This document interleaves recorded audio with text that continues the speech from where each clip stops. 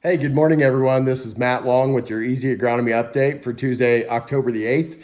And I wanted to catch up with you real quick here again in the office. And I want to talk to you about the crop management blueprint and how we can use the relative maturity information, the GDU to silk and black layer information in order to do two things. And today, what I want to look at is how we diversify our pollination window and how we lengthen out our maturity window so that we don't have harvests stacked up on top of each other.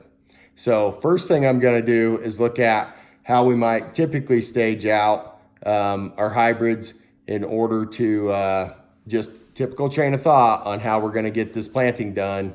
And then I'm going to look at maybe an alternative scenario of what we could do to lengthen out that pollination window and reduce our risk, especially on the dryland crop, of having a problem at pollination, and then also lengthen out that harvest window, which is going to give you more time in the fall to get all the work done.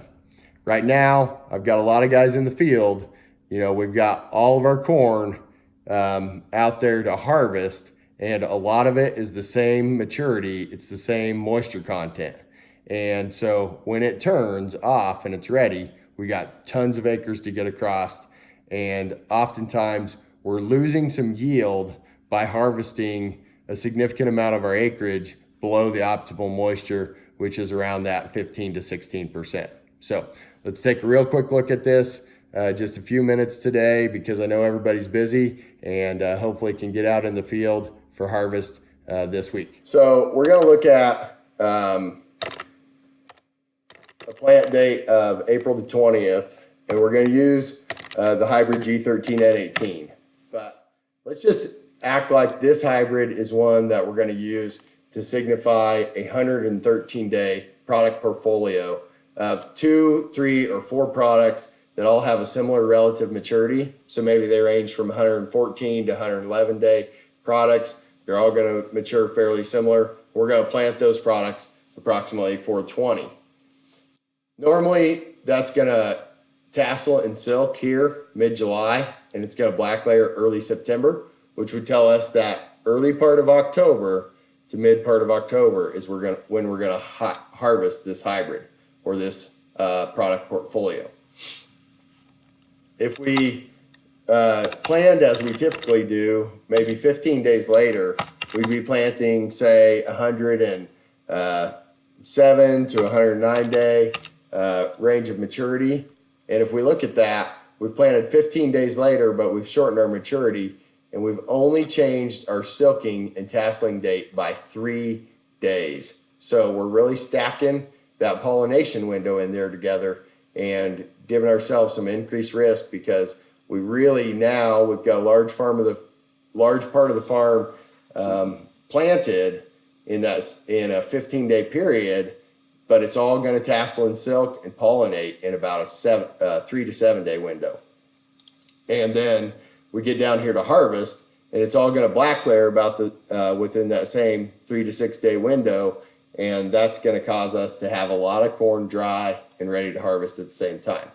So let's back up here and think about it. If we planted that 07 or that 113 day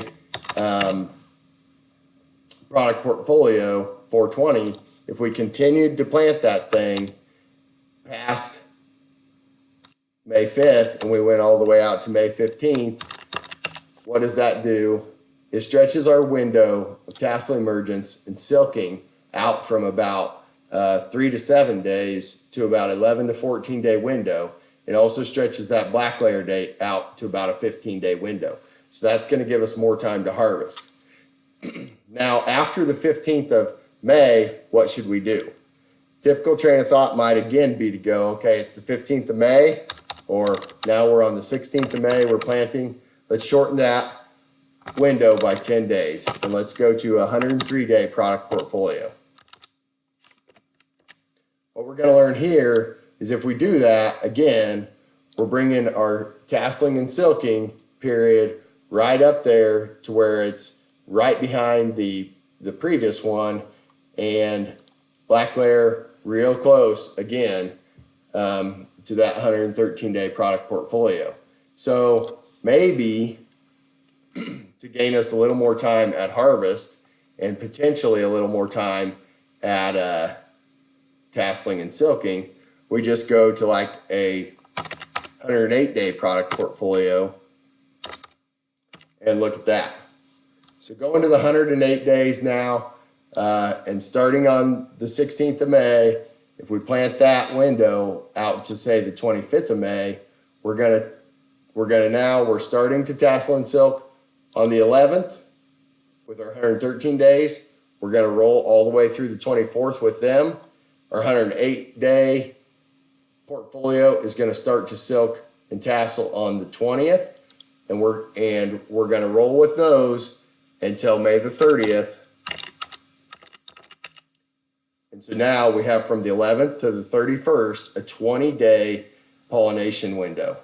And we also have now from clear back September the 3rd to October the 1st as our window for black layering, which tells me that when we get to harvest moisture, 15 to 16%, we're also going to have a large window. After the 30th of May, this is when we're going to go ultra short. So on, we'll say June the 1st, we're going to jump in there and we're going to plant a 95-day portfolio. So this may, be corns that range from 92 to 98 days in relative maturity. And if we start planting those on the 1st and we go all the way out to say the 10th or the 15th, okay, we're tasseling and silking now the 26th to the 28th and black layering the 21st. We continue to plant that product mix, that product portfolio out to June 15th. And what does that look like? Now we have our tasseling period August the 6th to August the 8th on this corn, and black layering October the 11th, which is slightly before the typical frost. So if we jump back here, what we've looked at is our 113-day products planted in April and May give us about a 15-day tasseling and silking window. And we're planting those products over about 25 days. Then we jump to a 109-day product window, and that stretches our tasseling and silking out to about 30 days. And when we then jump into our 95-day product portfolio, we spread that tasseling and silking out to be over a month long, and we spread our harvest window out so that we don't have all of this corn tasseling and silking at the same time. We don't have all of this corn at harvest maturity at the same time. So when we jump back and we think about that, there's a couple things we've done. We've diversified on our dryland crop, probably the second most important growing point of the season. So the first most important growing point of the season is stand establishment, and that comes from doing an excellent job at the planter. The second most important growing point of the season is that tasseling and pollination window. And so we need to have the longest tasseling and pollination window on our farm possible in order to spread the risk of the environment.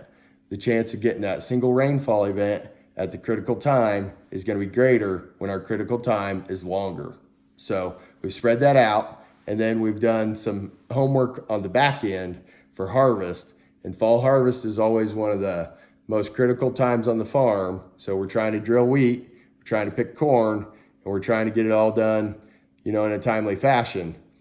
When it all happens at the same time and those critical harvest moistures are lost, and we're picking 12 and 13 moisture corn, we're losing a significant amount of yield just to dry down. And so if we can spread that harvest window out by spreading our planting window out and using the right mix of product portfolios, it will help us in both diversifying the risk from the weather and with our harvest scheduling. That's all for today. I'm Matt Long, helping you farm differently.